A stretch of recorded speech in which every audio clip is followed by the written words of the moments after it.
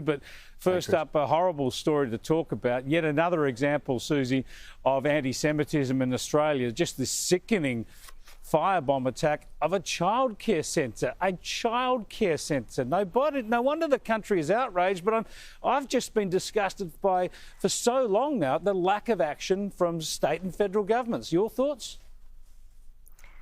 Oh, look, this is absolutely tragic. And you say, where is this going to stop? I mean, a lot of Jewish people must be thinking about the fact that schools are going back in a week or so. I mean, that is a really, really big concern. I mean, this childcare centre, 200 metres from a synagogue in Maroubra, it was the 8th attack in New South Wales. How many more innocent people are going to be targeted in this way before the government actually takes some action? And, you know, finally they're calling the cabinet together to discuss this.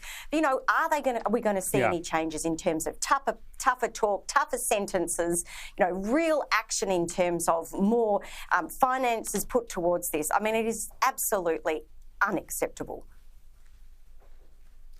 Stephen, it just breaks my heart because I know so many Australians, so many great Australians, Jewish Australians, are actually living in fear in their own country now and having doubts about the way their fellow citizens view them. Absolutely, and I think it's important for all of us, it's incumbent on all of us to show our support for the Jewish community here in Australia, because at the end of the day, regardless of what your thoughts might be on the conflict that's going on in the Middle East, Jewish Australians are Jewish Australians, and they're just like the rest of us. But, I mean, this is extraordinary. The response from the government has been so lacking here. National Cabinet, I think, is meeting as we speak, or they kicked off at about 5 o'clock. I don't know if they're still meeting, but this is 15 months too late. Now, the Prime Minister appointed a special envoy against anti-Semitism, Gillian Siegel, who called for National Cabinet to be convened. The call was ignored until we get another terrorist attack, as you say, at a childcare centre. Now, the Jewish community knew this was coming because they've got private security outside schools and daycare centres and preschools, etc. They know the kind of risk they're at. They know what danger they're in, but our politicians have done nothing about this other than sit on their hands. And I think Peter Dutton was absolutely right that the Prime Minister had to be dragged kicking and screaming to convening a national cabinet on this issue when this is a national crisis that the Prime Minister should have taken hand of 15 months ago.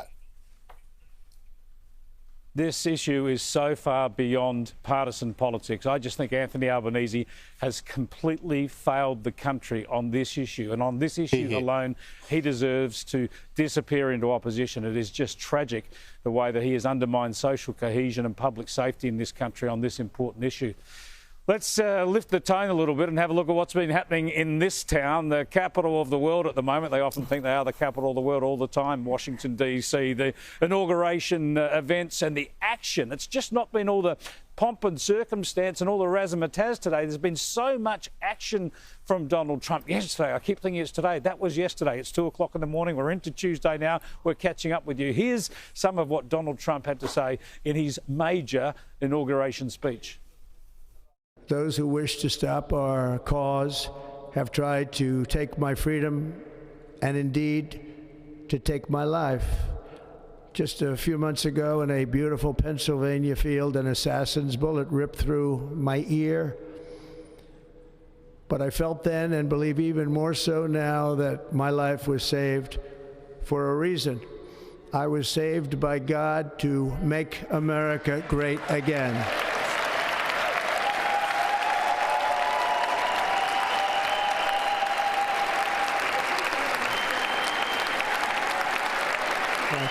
What do you make of that thesis, Stephen?